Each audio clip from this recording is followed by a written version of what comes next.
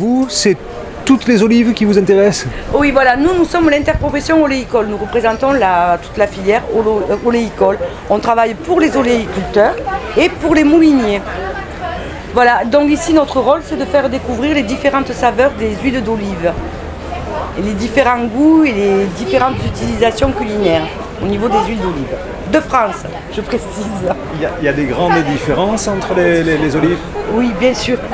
Il y a des différences au niveau de la variété, surtout, et également au niveau de la récolte. Tout dépend du moment de la récolte, à quelle période on récolte. On va obtenir des huiles avec des arômes complètement différents et des goûts totalement différents. Soit vous pouvez très bien récolter vos olives en début de maturité, donc vous allez avoir des arômes très végétaux et ce qu'on appelle des goûts intenses, beaucoup plus vers la pomme verte. Et lorsque vous la sentez, ça sent vraiment le végétal, l'herbe coupée, le gazon. On a l'impression qu'on vient de tondre votre pelouse, la pelouse à côté de vous. Vous avez également des goûts subtils qui là sont des olives qui ont été récoltées à maturité. Mais tous ces deux, qu'elles soient récoltées à maturité ou en début de maturité, c'est des olives qui sont triturées pratiquement de suite après la récolte, dans les 24 heures ou 48 heures qui suivent la récolte.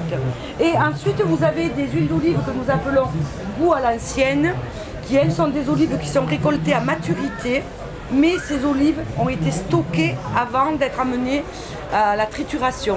Donc c'est des olives qui ont subi une fermentation contrôlée.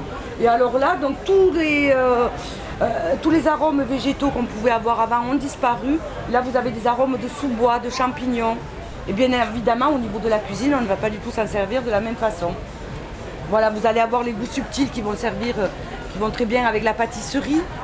Vous avez le goût intense sur des crudités, sur une salade de tomates, un écrasé de pommes de terre. Vous allez avoir des arômes qui vont ressortir super bien. Et ensuite, le goût à l'ancienne. Aujourd'hui, j'ai appris qu'on pouvait les mettre sur les huîtres.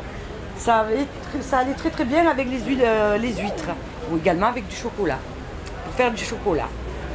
Voilà. Et ensuite, en fonction des variétés, vous pouvez avoir des arômes au goût intense ou au goût subtil, plus ou moins intense ou subtil.